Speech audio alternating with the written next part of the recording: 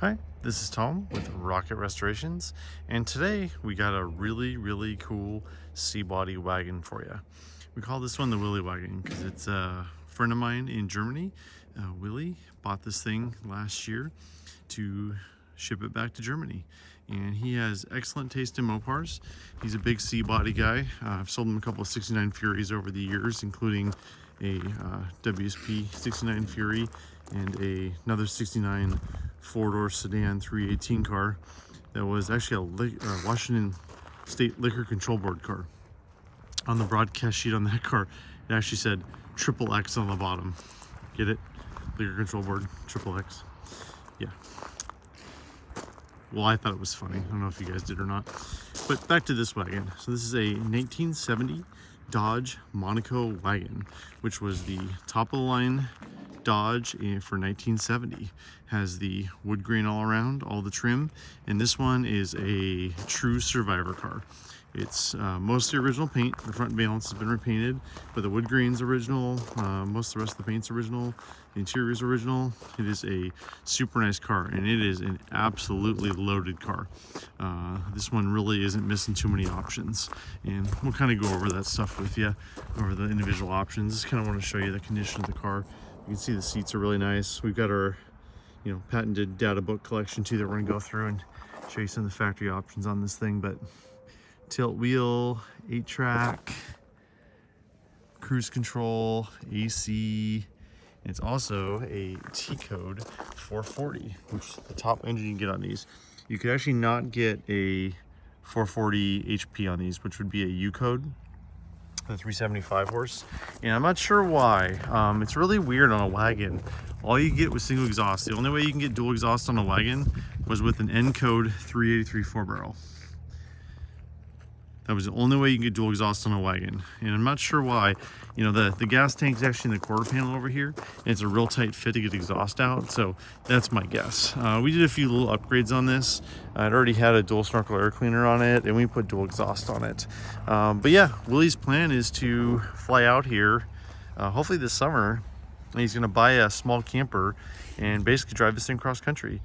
He can ship this thing to Germany out of the West Coast, but he loves coming to the US and to Canada and doing big road trips. He bought a 300 last fall up in Canada and drove it from Alberta down to Washington and back.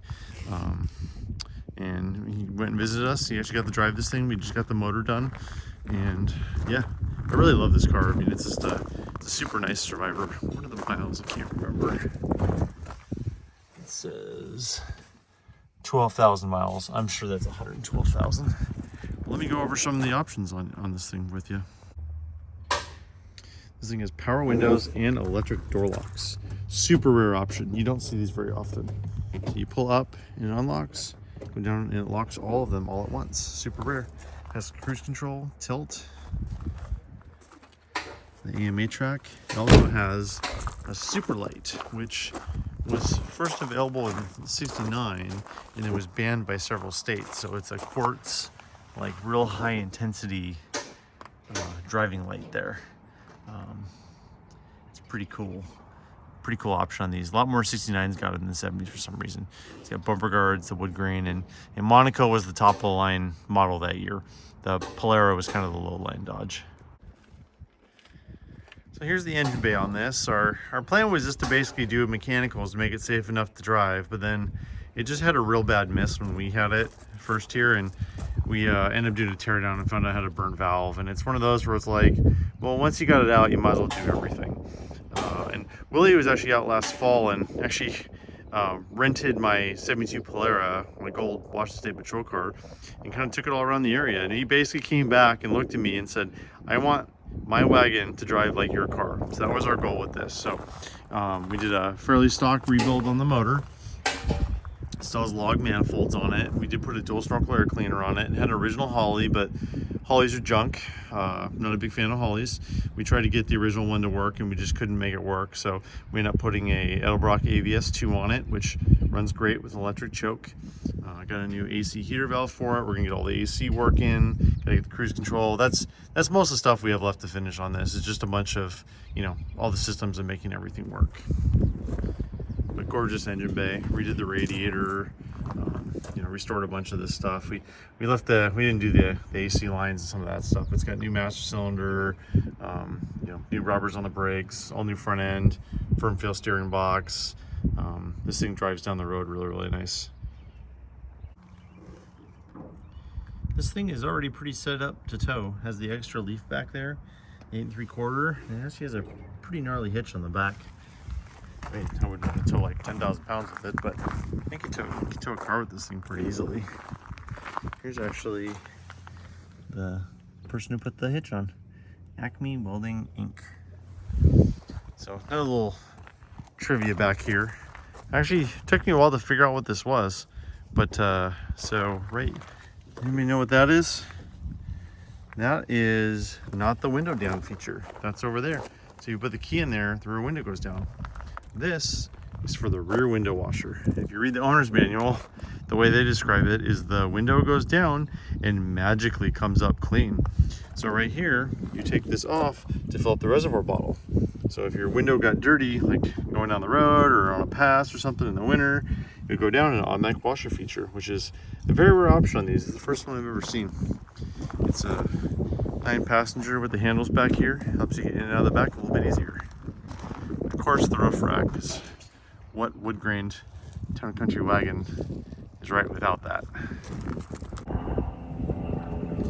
So anytime you have a 2-tag car and a Mopar that's pretty special, that means that it has a lot of options. They didn't do that very often unless the car was completely loaded. On some it was a little bit easier than others. Hi Hemi. He's going for his after-school walk with Bradley, my son. All right, back to the fender tag. All right, E85 is 440 4-barrel. That's the low performance 350 horse. D32 is automatic transmission. D is full-size Dodge. H is Monaco. 45 is Wagon. And actually, I said something wrong. This is not a 9-passenger. It's a 6-passenger. Because that would be 46 if it was a 9-passenger. I stand corrected.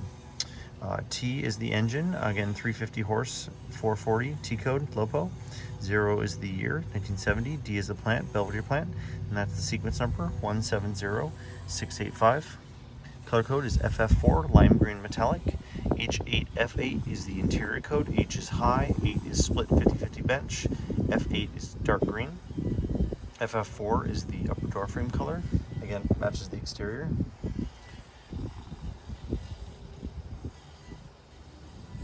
CO4 is December 4th for the SPD, and that is the vehicle order number. And this is kind of cool because it's a Q for the dealer order number. That means it was something special. This is probably an exact car or something like that. Q means internal Chrysler order.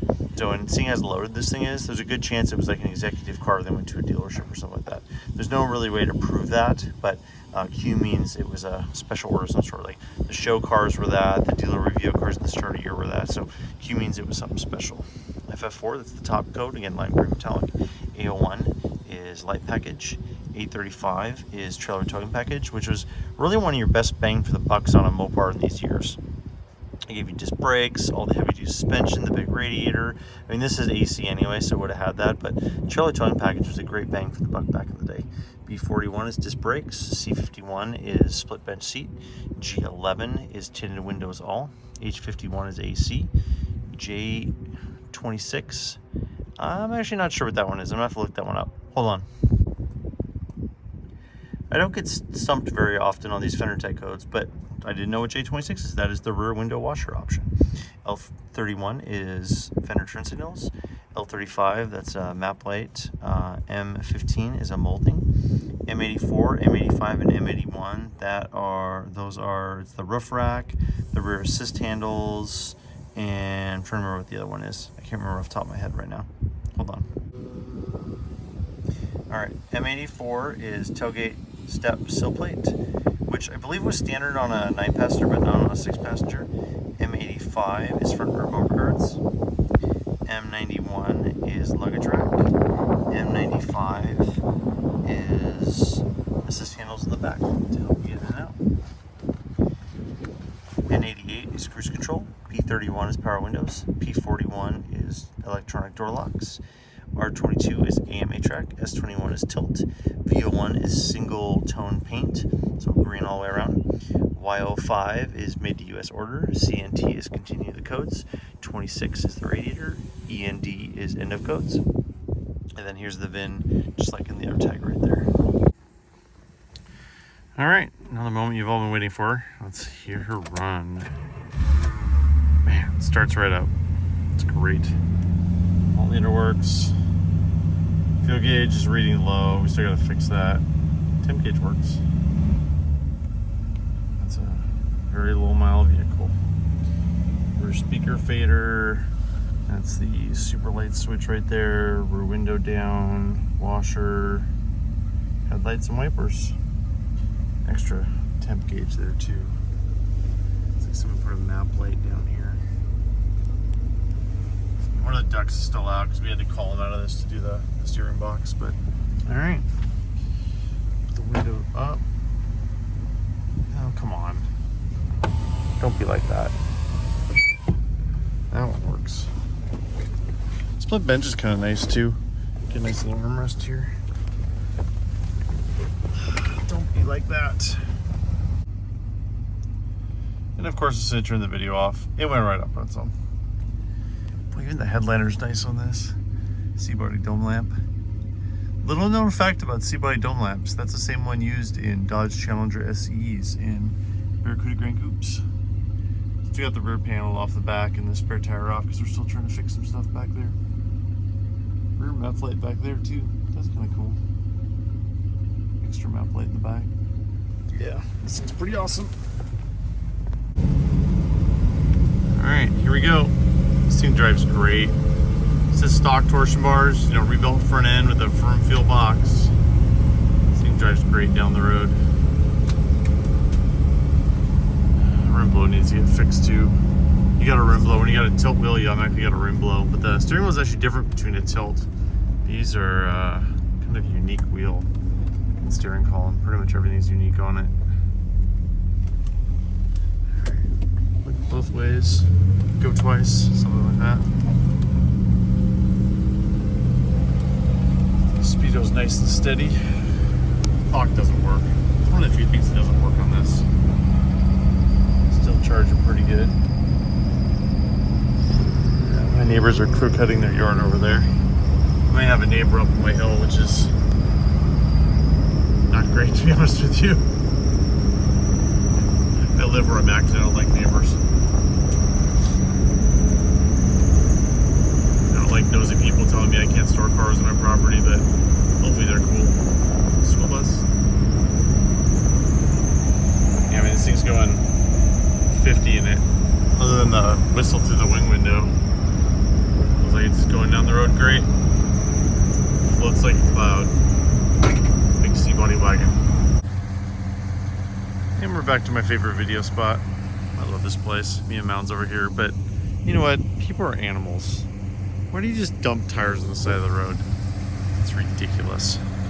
Whatever. I digress. Loaded wagon. Passenger mirror too. I love the sound. This was from Waldron's. They're in Pennsylvania, I believe. They make all sorts of exhausts. I've had really good luck with these guys. We've used all the big manufacturers, and generally, I've got an exhaust guy in town. He can pretty much do it for the cost of like an accurate system. But, you buy the accurate system, then you gotta install it, and it always seems to take a day because they don't generally fit that well. But this system actually fit really well. I was very impressed with it. So, you can do a dual exhaust system for a C-body wagon. Waldron's is pretty cool. So, got the air temp sticker on there. Yeah, that's the old valance in there.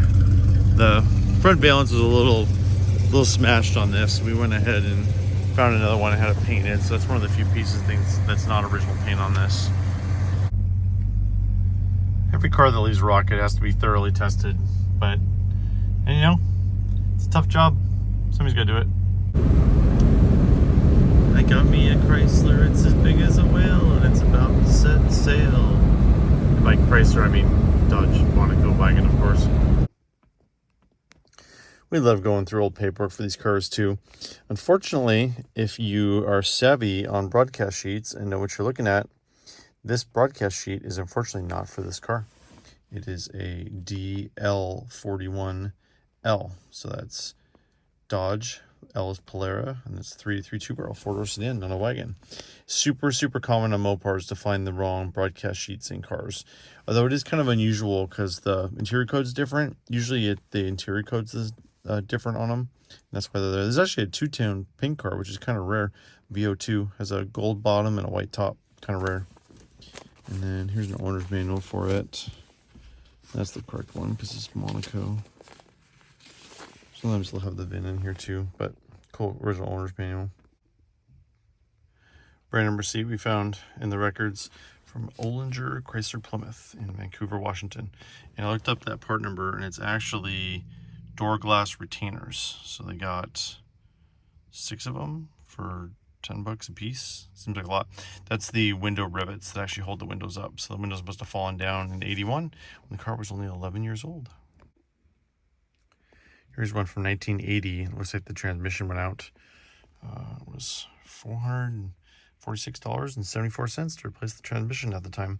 Looks like they replaced the muffler too. Warranty in key box and replaced left tailpipe.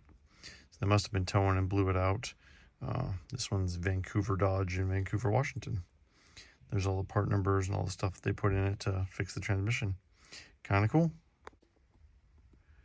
Looks like they got shocks in 1978, and it says lifetime warranty. I need to take this thing down to Rainier Dodge and get new shocks. Think they'll cover it? All right, I'm going to go through the data books with you. These are super cool. I love these data books. There's so much good information in these. This one actually has, like, they changed them through the year because like options change and everything. So that's actually the new pages that they put in here. So here's the 1970 Dodge data book. This has all the information on how to order this stuff. So it was Monaco, Polara Custom, and Polara. Ooh, it's a good looking car. Same color as this one too. Lime green metallic. It shows you all the options they had. It actually shows the super light in there. Basic dimensions.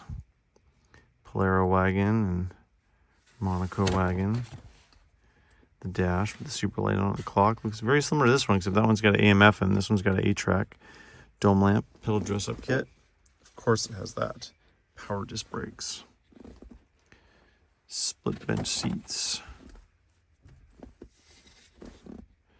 Woodgrain on the dashboard because Monaco. All the steering wheels that are available. So you actually get a woodgrain wheel like in a B-body in these. And then that was the rim blow without tilt. Rim blow with tilt, and then horn ring in the base wheel. Those are the hubcaps. The deep dish wheel cover is optional, extra cost on Monaco, Polara Custom, and Polara models. Then you could get the road wheels too. That was the top end one. Interesting little trivia tidbit there on that. It says Goodyear polyglass without the white letters on it, without the size. That was a very early thing. So the first couple weeks of production didn't have the logo on it. So you have a pre-production car with a raised white letter polyglass. Shouldn't have the white letters on them, although that's all that's really available now. You actually get an H7015 optional. That was standard on a Sport Free GT and a Hurst. That was actually an optional tire on these. I believe this one came with J's, I believe, with the trailer towing package. Yeah, those are the trailer towing package with everything. Vinyl tops, all the brakes, 3-speed column mounted. Yeah, that didn't come on this one. And then you can get a console too. I don't think you get that on a wagon though. Power seats. Does this one have power seats? It does have power seats. Ooh, they work too. Forward, back, forward, back. Nice. So this does not have auto temp, which is a good thing. Those are terrible. So kind of a fun game I like to play is on a car that's this loaded, what didn't it come with? Very few things. It didn't come with power vent windows. I'm pretty sure those were available in a Dodge. I know they were on a Chrysler. It came with an 8-track, although there was an AM/FM 8-track available, I'm pretty sure. I mean, there's a picture of it in the catalog, so I'm pretty sure that was available. It was not on a B-body or an E-body. It was just AM only. It did not come with auto temp. Really not too much else this thing didn't come with. They pretty much came with everything. Monaco Brougham. I guess it could have had the Brougham package, but I don't think you get that in a wagon. I think that was just a 4-door or 2-door. I'm pretty sure, if I remember right. Here's all the options. So the auto temp, you know, different alternators, speed control, dual exhaust. Yeah, dual exhaust is available on 440, but not on. I don't think that's right. It says dual exhaust available with 440 engines, standard on wagons with 440 engines. I don't think that's right. I think that's wrong, because it's also not on the fender tag. It'd be on the fender tag if that was true. I don't believe that's right. Lots more options here. All the steering wheels, the seats, safety belts, radios. Well, maybe that is wrong. So it says AM with, it doesn't say AM FM with tape, so maybe not. There probably wasn't enough room in there with all the stuff. Has electric door locks, has power front bench seat, power windows. Lots of cool options on these. L35 cornering lights. This has that. I actually missed that on the fender tag, I think. L35 with the cornering lights. This shows you standard features, what the instrument panel looks like. That was 69, 70 only. In 71, they kind of went to the standard seat body setup. Here's the trailer towing. So it kind of tells you what all came with it. So max cooling, oil coolers, heavy duty suspension, heavy duty brakes, trailer towing wheels, very low turn signal, heavy duty stomp lamp, 323s. Extra cost was automatic, bigger wheels and tires. Lots of good stuff on that. Again, it was, you know, that was one of your best bangs for the bucks. You know, they said trailer towing hitch, and it's good for 5,500 pounds with the 440 and the automatic. So got a bigger battery too. This is just standard stuff, the flashers, all that good stuff. Shows interior dimensions, the unibody. These have a front stub, but you know, the back's unibody. Rust protection. They were doing a pretty good job with that by now. You know, circuit breakers, full flow throwaway type oil filters, all the axle ratios. So yeah, pretty neat. And then let me show you the upholstery and color book. All right, so here's the color book. Start out with the 70 Monaco. This is cool because it actually has like samples of the interior in here. So that's 4-door sedan hardtop. So you can get cloth and vinyl on these. Monaco 2-door hardtop. That's pretty close to what's in here. And then here's the wagon interior. So it's that one right there. The all vinyl 50/50 split with what's that one right there? The 50/50 H8 codes. Obviously it was green, but that's the interior. So it's split. So you have a power seat, but they're each individually controlled. So the 50/50 seat, H8, F8. And that was all the exterior colors it was available with. So if you want a color other than that, you had to get a special waiver for it. This is all the other ones, but we're just concentrating on the C bodies. And there was accent stripes and then two-tone combinations too. And then the color books over here has all the high impact paint. There's Sublime. And that's the FF4. And these are actual like sprayed samples from the factory. So a lot of times you get PPG books and the colors just aren't even that close. But this has the, you know, EB2 Hemi Orange, EK2 Go Mango. Lots of cool stuff in here. All right, well, I hope everybody enjoyed the video about this going deep dive into a 70 Monaco wagon. Willy's pretty excited to get this one. He's planning a road trip with it pretty soon. It's going to look great going across the country. We'll keep everybody updated on it, but you don't see too many C-body wagons this clean and mostly original paint, 440, and this many options. This thing is really, really cool. Really like this thing. So thanks everybody for watching. We'll hope you all see you soon.